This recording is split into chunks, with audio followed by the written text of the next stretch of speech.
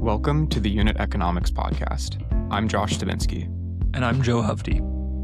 Today we're talking with Kathryn Shaw, co-founder of Spring Mulberry, a chocolate company that's transforming how we approach sweetness through making chocolate bars with whole foods like dates and cacao. We hope you enjoy the episode. Thank you so much for joining us today, Kathryn. If you wouldn't mind just jumping in with a quick background on yourself and a background on the company. Thanks for having me. I'm excited to be here and for you to launch your podcast. I'm Kathryn Shaw. I'm the co-founder of Spring Mulberry. We're a line of date-sweetened chocolate bars that are reimagining indulgence through whole foods. A bit about me, I have always worked in CPG. I love brand building and really focusing on brands at kind of the intersection of utility and lifestyle. Brands with aesthetics are always the ones that I was attracted to. So I started my career at Unilever, working on Dove, Axe, and Ragu pasta sauce, of all things, and then traded up to the world of luxury at LVMH, working on their champagne portfolio for Veuve Clicquot before I ran global marketing at Pantone, a color company. And then, unfortunately, at the age of 35, I was diagnosed with a pretty aggressive form of breast cancer. And that led me down a rabbit hole that eventually became Spring Mulberry. And I'm sure we'll get into that. Awesome. Thank you for the background. I did not know you worked at Axe, which I've always found a fascinating brand and one that I used probably too much of in seventh grade. To Axe's benefit. Would love to just get into in kind of as much detail as you can. How did it work from kind of conception to getting the first bar produced and having it in your hand? I think the production process and just like how the product development process actually worked is really interesting, and we'd love to hear about it. Well, it really started with like my own personal problem, which is like during cancer treatment, I learned that refined sugar and ultra processed food is really terrible for you. It's linked to every major disease we face. And it's in everything we eat. And so as I tried to eat more whole foods and, think about things you would buy at a farmer's market, that was pretty easy when it comes to breakfast, lunch, and dinner, but inherently dessert is made of sugar, right? It's an indulgence defined by refined sugar. And so as I eliminated refined sugar from my diet, I had to figure out like how else I could deliver indulgence and pleasure. And at first I just went without, right? It was like the holidays would come and go and everyone would eat pumpkin pie and chocolate pie and all of the, bûche de Noëls and all of the things that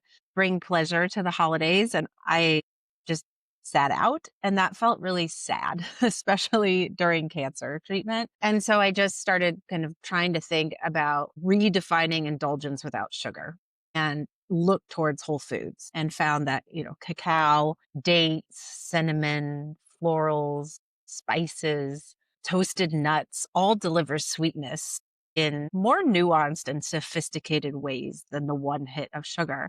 But really the first step of production was figuring out, how do I take this idea that indulgence can come from whole foods? How do I, first it was what recipes can I make in my kitchen? Like, avocado mousse or chickpea blondies or things that would provide nourishment.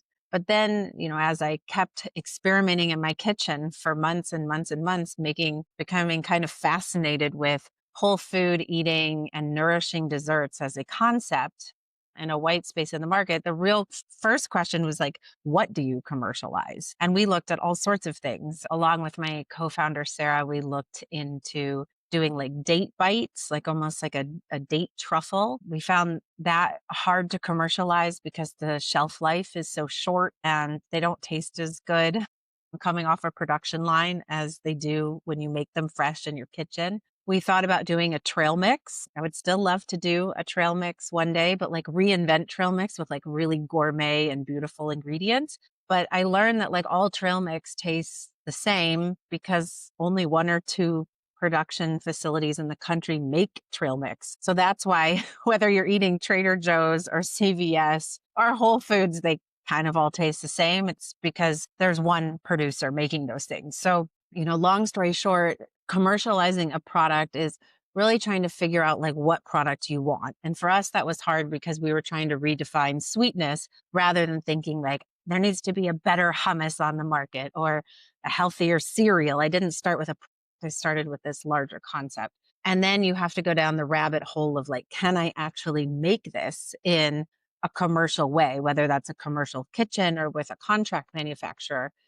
And that is a long and arduous process. It probably took us 6 months to a year to find a contract manufacturer. And the reason we launched with date-sweetened chocolate is because we were able to actually come up with a delicious product that was commercially viable at a minimum order quantity we could afford as a new brand. And basically is the first and fastest thing to commercialize. Yeah, I'm just curious, like, what did the back and forth with you're kind of testing out co-manufacturers? What did you learn about that process, and how did you eventually kind of decide on one and make it a successful partnership? It's the hardest part is finding them, and there are some tools for startups that are, trying to help you, but it really is kind of this rabbit hole because a lot of contract manufacturers, they don't have like flashy websites. They're not promoting themselves in the same way that a brand would. So, hopefully now with AI, it'll be easier to find co-mans, but at the time it was just Google search and lists and startup CPG Slack channels and, talking to somebody who knew somebody. But it was really, just kind of a rabbit hole. And then when you actually get to, meet with someone, if you can even get them to respond to your email, then you start really, kind of talking about like, here's my idea, here's what I want to make. And it becomes a question of like, what is the price per pound or the price per unit? And what is the minimum order quantity? So in chocolate, you have two sizes of companies. You have small artisanal bean to bar manufacturers that are really doing things by hand. And that means they can make chocolate with a low minimum order quantity, but it also with a high price. And then you get to the much larger chocolate makers who won't talk to you unless you can make 20,000, 40,000, 60,000 pounds of chocolate. But they have a much more scalable price. And so that's where startup founders have to decide, am I going to go slow and steady, one foot in front of the other, or am I going to raise a bunch of money to be able to afford, 40 or 60,000 pounds of a product? And for us, we decided we wanted to start with the small guys, pay more than, what we would eventually pay as we scale, but, find product market fit before, diving all in. It's scary to sit on 60,000 pounds of chocolate and not know if you have a market for that. Yeah, absolutely. I mean, having 60,000 pounds of chocolate does sound like a good problem to have, but I completely understand. At this point, did you have any pre-orders? Were you in talks with any retailers at this point, or how did that process go? If you go down the path of having 60,000 pounds of anything, mayonnaise, cereal, protein bars, etc., you need to have a pretty solid launch plan with somebody, a retailer who can move a lot of units, which is probably a grocery store. And I think that's probably why you see some, CPG brands come out and they all of a sudden are in retail pretty quickly. It's because they've been having those conversations, for a year or two. For us, because we decided to go the path of working with a small player and being, bootstrapped and kind of building as we grew, we knew or we felt confident with our ability to sell, 500 or 1,000 pounds. And so the way that we decided to launch Spring and Mulberry was to launch on our website, build an email list ahead of time, release it to friends and family, and kind of grow by word of mouth. And then a few months later, we also launched on Fair and sold through, independent boutiques and small accounts. And I personally sold probably the first 400 accounts by just like dialing for dollars. What do those conversations look like when you're calling maybe a small boutique retailer and you're dialing for dollars, as you say, like what kind of questions do they ask you about the product? Are there metrics or something they're looking for? Like what makes a successful sale in those conversations? Well, most people who are running a store are not sitting at a computer. And so I think, kind of like the co-mans, it's hard to get a hold of people. They certainly, I think, while I say dialing for dollars, I think, there's kind of three approaches to reaching out to small boutiques. One is calling them, second is DMing them, and the third is emailing them. And we tried all of it. What we found is that people don't really like to be called because you're interrupting them. They might have a customer there. Email just goes to like a hello at and is kind of a black hole. So we actually found that DMing people was the best. We could get a name and then they already knew that we were, going to email them. The decision process for these small boutiques is similar to the big retailers, except it's just a much faster decision. Certainly they want to see your product and look at the packaging, right? We all eat with our eyes. So I think for us, having like really stellar branding and packaging was important to that sell in, especially in gifting boutiques, clothing boutiques, high end specialty food stores where there's an aesthetic to what people are doing, to what the shop owners are curating. So that's step one. They look at your packaging, they look at your photography, and if it's appealing to them, they will then ask for samples. So then we usually sent two flavors, more affordable than sending all the flavors. And we would send two samples and follow up a few weeks later to see if their team liked it. And generally, if they like the packaging and they like the taste of the chocolate, they're happy to try it out or test it out. What does a minimum order usually look like? Or like what's a normal order for a shop like that look like On if Fair, they they like want it? Yeah, on Fair, they want you to set low minimum orders, but the problem is just like shipping is expensive. So we usually set our minimum orders so that people are receiving like however many cases or caddies of chocolate fit into like a regular size shipper. And so for us, that's 4 cases of 12. Gotcha. But basically, we're trying to get stores the most efficient shipping rates possible. And so we set the price minimums to meet what fits in a box, basically. Were there any early surprises or complexities in the supply chain, either in receiving the chocolate initially or in distributing it, at this point in time? Well, we did like a soft launch in March of 2022, and we bought what we thought was enough product for summer, but we ended up selling out by Mother's Day because when we launched, um, our email list ordered and we were featured in Forbes and Bon Appetit and a few other publications, Mother Mag. And so we ended up playing whack-a-mole for the next like 4 or 5 months where like because our chocolate makers were small, artisan, handmade, if you ran out of product, you couldn't get new product in 2 weeks. So what would happen is we sold out, we would have nothing to sell. And then we'd get like one flavor in at a time over the summer. And by the time, we got all the flavors in, the first one had already sold out. And so we really kind of had to sit and wait until we could build up enough inventory. And so what we did was we kind of paused and didn't go forth with a lot of our launch plans to be able to build up enough inventory to then launch in the fall and have like a strong holiday season. And so I think that I didn't anticipate that, maybe because I'm like the sales and marketing optimist, but my co-founder leads all of our operations. For her, it was like a nightmare because when you launch, you have no idea what the demand is going to be, really. And for us, we were cash constrained. So we didn't want to buy a ton of inventory and sit on it. And so we didn't actually have enough inventory to really get the business going. You can't sell 3 bars out of like the 5 that you have. I mean, consumers are going to be like, well, half the product's out of stock. I'll just wait. And so that whack-a-mole was really, it was annoying actually, because we were like, let's go. We've been concepting this for a few years. We're ready. But it's just impossible to forecast demand in those early days. You have no idea. If you didn't get a Forbes article or a Bon Appetit article, we might be sitting on inventory all summer long. So I think that was a big surprise.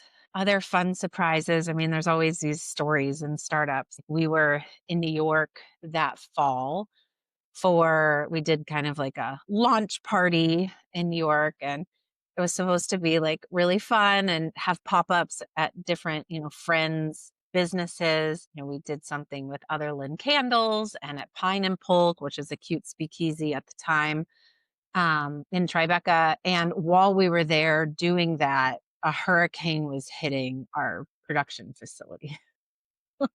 So we had no idea if the chocolate was entirely ruined by the hurricane, if it was going to melt because power went out. So we didn't, no trucks were getting in and out of the region where our chocolate was made. And so it was just like these funny startup stories where thank God our chocolate was fine. We were able to get it out. It didn't melt. It wasn't destroyed. But if it had been, our entire holiday inventory would have been gone in 2022. Has that particular experience changed how you plan inventory or view your supply chain since then? I'm just curious what the impacts have been.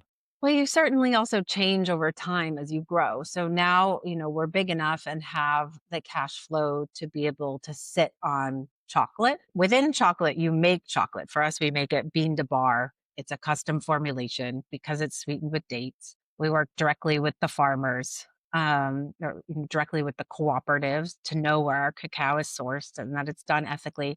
But you're basically taking beans and dates and cocoa butter and making a formulation of chocolate. And then you have to turn that chocolate into chocolate bars. And so we now hold inventory in different facilities at our own warehouse and at our production partners' warehouses in those different states, so that if we run out of a flavor or get an unexpected order, etc., that there's actual chocolate that can be turned into bars, and there are bars that can be shipped to us. We also learned you shouldn't manufacture chocolate in Florida since it's hot all year, hot all year round. So we've, since moved north. Makes sense. Yeah, chocolate needs cool regions. It melts over 75 degrees. Shifting gears a little bit and thinking about the landscape today, obviously the sort of global macro landscape is quite volatile at times, and the cacao market has been crazy lately. How has that impacted the business, if at all? Yeah, so for listeners who don't know, the cacao bean industry has had some difficult harvests over the past couple of years, which means that the supply of cocoa beans has been at a historic low. Meanwhile, chocolate continues to grow and consumption continues to grow. And so what happened over the summer is that cocoa bean prices went to like 45-year highs, like about $12,000 per metric ton. And when we had started Spring and Mulberry in 2022, that same metric ton of beans would have been about 2,500 or 3,000.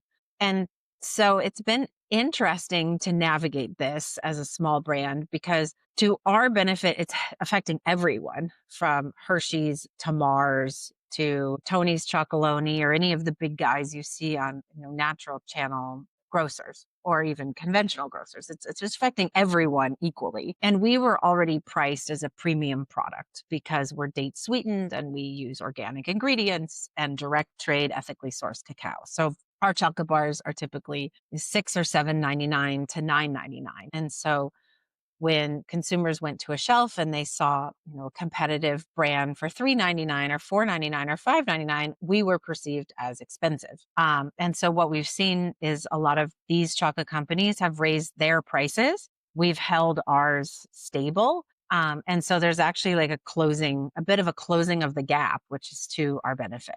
Because our perceived, premium price is not as, it's smaller. And for us, because we're a small brand, when we have these enormous price increases, it just forces us to find efficiencies faster in other places. So, can we move from a slower speed line to a higher speed line? So the price per bar is less expensive. Can we renegotiate freight rates or parcel rates with UPS and FedEx and LTL providers? Can we find, a new provider of our boxes that has a lower price? And so we are forced to do all of those things to make up the cost of the cacao beans. And we're at a lucky stage where there's plenty of low hanging fruit to continue to like optimize costing, because we're little. So, for example, when you get into the grocery business, it's really kind of the same, and you're shipping LTL, like big pallets of product, to a retailer or to a distributor like KeHE or UNFI. There is a cost of shipping chocolate, whether you ship a quarter of a pallet or a full pallet. And so for us, if we can just make our business big enough that we're sending full pallets or multiple pallets, all of a sudden that same freight cost is being spread across many, many, many more chocolate bars. So the unit cost goes down. And these big companies don't have those same savings to be had because they have teams that are finding savings all the time. And so these cacao prices end up impacting them more than they impact us. I believe, it's my guess, because there's big swings that we can find in our costs. Yeah, it's really interesting. As you think about the sort of gap in the price of various chocolate bars in the market closing, price is definitely a lever in creating a premium experience. How do you think about maintaining the premium brand? Obviously, packaging is one way of doing that, but how do you think about pricing? Well, I guess I would split it out between how do you think about premium and how do you think about pricing. I used to love Target. Target's going through hard times, but when it was at its heyday, Target as a retailer taught us all that at any price, people like design and style. And so I think that's really important that you can, for us, we operate in grocery stores, where we're $6.99 on shelf or $7.99. And we also play at Nordstrom's and Anthropologie, at the Bel Air Hotel in LA. Um, that are much more premium places. And we can do that because the packaging, the ingredients, and the presentation of the bars has an aesthetic quality that says it's premium. As I mentioned, I worked at LVMH at Veuve Clicquot, and my co-founder worked at Harry's Grooming and at Bumble and Bumble and Siggy's Yogurt. And I think what all of those brands have in common is that they can move a lot of volume through grocery channels, but they have a prestige or a premiumness based on their positioning, their packaging, and their price point. That makes Makes sense. sense. Yeah. Um, I just the grocery comment reminded me. I think I saw your head of sales was a buyer at Whole Foods for a long time, right? Yeah. I'm just curious, like what a person like that coming in, what do they teach the business, or like kind of what knowledge did they bring in that then changes how you go to market? Right. So our head of sales is a man named Will Betts. He was the VP of local foraging or local merchandising at Whole Foods, and he had a 26-year career there. And he's just a wonderful person, and I highly recommend him to any startups who are looking to get into Whole Foods and learn more about natural channel, distribution. And he works fractionally for us and for other brands. What Will teaches us is how grocery operates, right? Grocery is a three-tiered system. We don't sell directly to Whole Foods. We actually sell to UNFI, who sells to Whole Foods.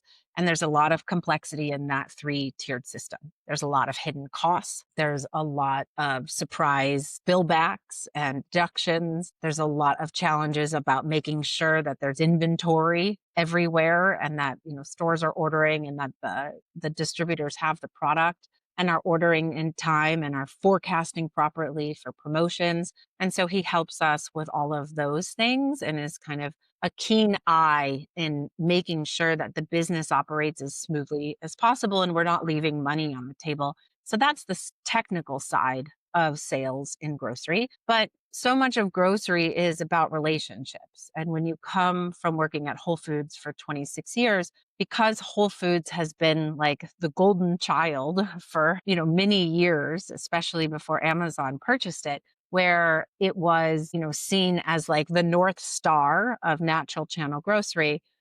There's just a lot of people that Will has worked with over the course of his career who are now in many other places working in, many other natural channel retailers. And you whether it's sales or it's public relations or if it's influencer marketing, I mean, ultimately, relationships are what matter. And I think you as a founder need to figure out where you have relationships and where you have knowledge and where you don't. And for us, I understood how grocery worked, having worked at Unilever and LVMH, but I didn't have those relationships to grocery buyers. And through Will and through our brokerage team, we have those relationships. And so it's really filling out the gaps in your team to make sure that you can connect people and they get back to you and they're willing to work with you because they like you. On the technical pieces that you mentioned and kind of the hidden costs and ways you can make sure you're not leaving money on the table, is there anywhere you would highlight that is the most valuable kind of time well spent for your team as you work with a UNFI to get your product into a place like Whole Foods? You have to pay really close attention to how your products are set up. We had a challenge when we first launched with UNFI, that we had set our products up in a way that was like a fine for them, and was acceptable to them. But when we went to set up with KeHE, it was not acceptable to KeHE. So the specific issue was that the UPC code that was on each bar of chocolate was the same as the UPC code on the case of chocolate and the master carton of chocolate. And that works fine when you're selling to, little independents, but KeHE wanted a different UPC code for each level of packaging. And so right after signing up and getting approved by UNFI, we had to go back to them and say, actually, no, all these UPCs are wrong. And that can cost you either time, because any pack change, they want 90 days to implement. Well, we couldn't wait 90 days because we had a launch at Whole Foods, or there's fines for all of it. And those fines aren't just, a slap on the wrist. They're like thousands and thousands and thousands of dollars. I don't remember what exactly the fine was for a pack change under 90 days, but you're changing 4 or 5 SKUs in 4 or 5 DCs, and all of a sudden you're talking about mid 5-figure fines. It's enough to crush a small business. And so again, you go to having our brokers and having Will on our team who have relationships with UNFI and KeHE and can talk to people and pull strings and try to help you navigate out of your own mistakes that you just don't know. You don't even know you're making a mistake, because you're new. Yeah. What tangible advice do you have for other founders out there in terms of building out your team and filling in those holes you were alluding to? For us, we've relied mostly on freelancers and consultants. We've been slow, I would say, to hire full-time people. And I think that is really just based on like workload as a startup and also budget as a startup. So like our content marketer, who now runs our social media, she started out making content for us, and I would post everything on social media. And eventually we worked with her enough that she started posting on social media, but she still freelances for other brands. And now, 2 years in, we're having the conversation of like, well, do you want to keep freelancing or do you want to come be an employee and be full time? I think it's just I guess that the golden rule is hire slowly and fire quickly. And I think startups can get into a dangerous spot if they hire too fast and hire too many people, because you don't know exactly what the roles should be. You don't exactly know what you need. And all of a sudden, with a full-time employee, you have a responsibility to that person to get, pay them a salary annually, et cetera, that is very hard to maneuver in and out of. Whereas with freelancers, they can work on a project, they can work hourly, they can work for a set amount of time, and you can kind of have a better sense of how do we work as a team? Is their work helpful to you? Is this what you actually need? And it's much more flexible because you're paying someone, 5,000 or 10,000 a month for a year. That's 120,000 of cash that you need to throw off the business or you need to raise. But if you're hiring them for 10,000 for a project that's 2 months long, you've spent 20,000. And so I think it just allows you to be flexible and manage cash. It also allows you to see who really is valuable to you and who you work with and who, has that like long-term potential to be, a core member of your team. At the size the business is now, what do you view as the most valuable marketing channels or just ways to tell the story of the brand outside of the product itself?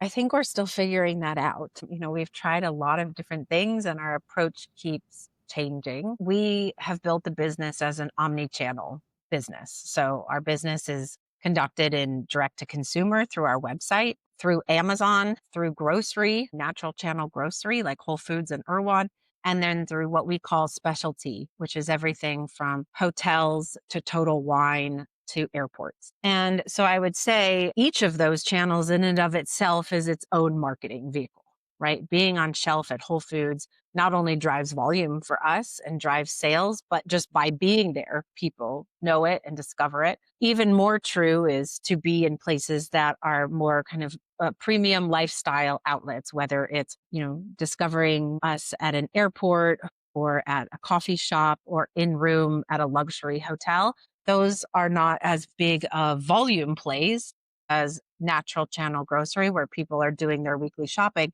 but they're certainly helping you develop your brand by being where people are enjoying their lifestyle versus where they are like shopping for groceries. In terms of the direct to consumer marketing channels, we've done PR since the beginning. We do pop ups and collaborations and community events. For example, we gave out chocolate bars with every order at Goop Kitchen in LA for No Sugar January last year. We did a pop up over the summer called Summer of Sweet, where we collaborated with some of our best stores on Fair and with bakeries around the country to sample chocolate or make, unique limited edition pastries for the weekend that were refined sugar free.